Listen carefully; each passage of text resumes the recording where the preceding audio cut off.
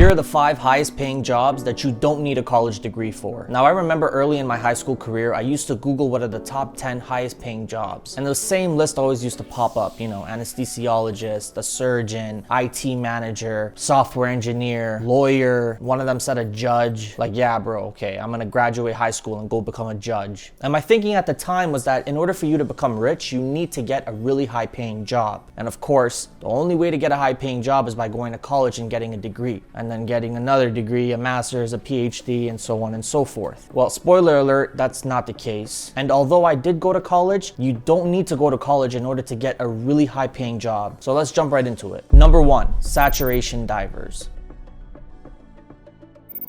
Do you like swimming and snorkeling and exploring the seas? Okay, well, it doesn't really matter if you do or don't, because this is an entirely different beast altogether. Saturation divers work in the oil and gas industries, and all of their work takes place at the very bottom of the ocean. These brave men and women partake in the installing, repairing, maintaining, and decommissioning offshore wells, rigs, and other pipelines. Now, saturation divers usually dive between 65 and 1,000 feet deep in the water. Now, going that deep in water means you are going to be under a significant amount of pressure. Breathing in mixed gases so that these divers don't drown means that the nitrogen in the tanks that the divers breathe in is being dissolved in the body under extreme amounts of pressure. Now, these divers can't quickly ascend to the surface after they're done. The reason being is because they could get what's called nitrogen narcosis, otherwise known as the bends. This is when you don't allow the nitrogen to naturally dissolve in the body, and then bubbles start to form in the tissues and blood. So to ensure productivity and efficiency, saturation divers are normally placed in a vessel that is compressed to mimic the same amount of pressures they would be under, however deep the actual job site is. These saturation divers then get into a diving bell, which then takes them to the bottom of the ocean, wherever their job site is, for them to start working.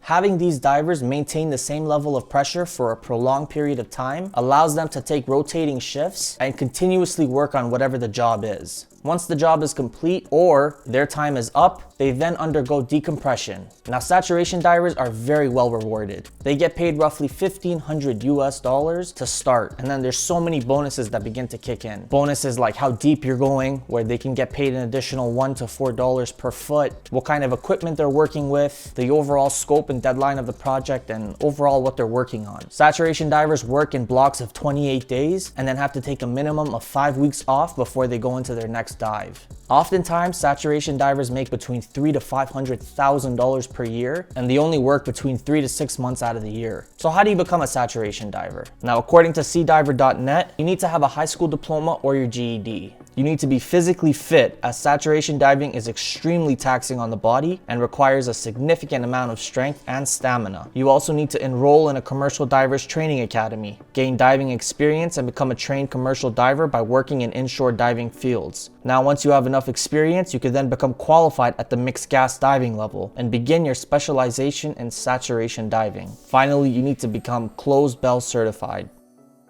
Number 2 on the list is an air traffic controller. Delta 4 Echo Kilo, right turn on Echo, contact ground 121.8. It's the next right turn, the right turn right next to you. You need to make it. Turn right now. You ever wonder why planes don't just randomly run into each other when they're taking off and landing, or why a plane suddenly stops in the middle of the runway and then slowly begins to reposition itself as it starts to taxi somewhere else? Who's telling them to go there? Well, that's what an air traffic controller does. Air traffic controllers are responsible for facilitating the smooth passage of aircraft going in and out of an airport. Now, according to the FAA, the average annual salary for an air traffic controller in 2021 was roughly $138,556. Air traffic controllers also have a significant amount of benefits, a really strong pension, and a strong work-life balance. And the top 3 highest paying states for air traffic controllers is New Hampshire, Virginia, and Illinois. Now, how do you become an air traffic controller? Well, you gotta be younger than 31 years of age at the time of applying. You must retire at the age of 56. You must be a United States citizen, pass a medical examination, pass a security investigation, pass the FAA air traffic pre-employment test, can communicate clearly and concisely, and be willing to relocate to an FAA facility based on staffing requirements. Now, before we go any further, guys, please don't forget to subscribe to the channel down below and hit the like button and leave a comment. It helps me out, it really does. Moving on. Number 3, tower crane operators. A tower crane operator operates a tower crane, which is responsible for lifting, moving, and positioning heavy equipment such as steel and concrete, all throughout the job site. Some of their other responsibilities include performing daily inspections to ensure their equipment is safe and functioning properly. They are also responsible for the loads they carry. Oh, behave.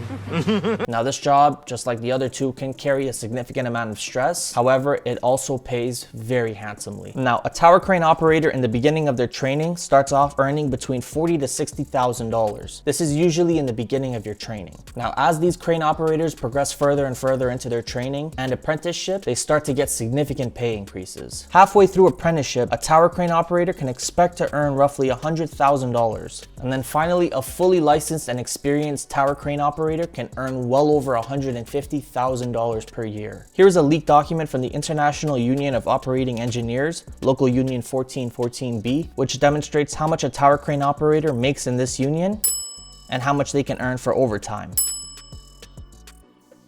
Alright, so how do you become a crane operator? Well, first you need a high school diploma or equivalent. Then you enter an apprenticeship program. This usually takes 3 to 4 years. These programs can be a combination of in-classroom training as well as on-the-job training. Finally, you become certified with the National Commission for the Certification of Crane Operators, or the NCCCO. Holy crap, could they make it any longer? Number 4 is a nuclear power plant operator. Look, nuclear is the future, and nuclear power plant operators are making future types of money. A power plant operator is responsible for managing the workings of a nuclear power plant within the guidelines of the U.S. Nuclear Regulatory Commission. Such responsibilities include starting and stopping equipment, monitor recorders and indicators, respond to alarms, run tests and diagnostics for the reactor, operate communications equipment, try not to make Chernobyl happen. These individuals must work well in a team environment and adhere to all safety protocols and procedures. They also regularly work in rotating shifts. Now, according to salary.com, the average salary for a nuclear power plant operator in the US was roughly $76,089. Although being honest, this number seems very conservative. It's commonly known that reactor operators make a lot more than that. So how do you become a power plant operator? Well, according to the US Bureau of Labor Statistics, you'll need a high school diploma or equivalent, extensive on-the-job training that can include a combination of classroom and hands-on training, pass background checks as well as drug and alcohol screenings, and finally become licensed through the US Nuclear Regulatory Commission, the NRC. The number 5 on our list is a dental hygienist. These individuals administer oral examinations and care via teeth cleaning, removing stains and plaque, applying fluorides and sealants for tooth protection, administer local anesthesia to patients, educate patients on how to care for their teeth, take and develop x-rays, and assist the dentist with all other activities they may need. How much do they make? The median salary for dental hygienists in the US in 2020 was $77,090 per year. The states and districts that pay on average the highest amount are Alaska, California, Washington, and Nevada.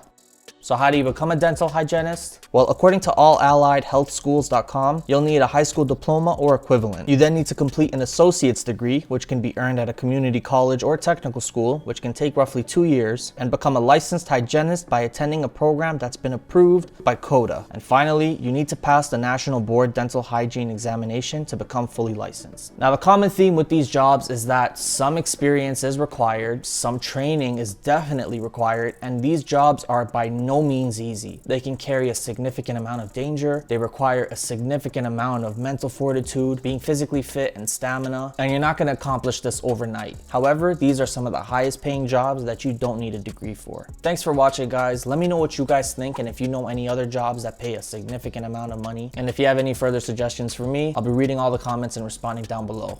Thanks, guys.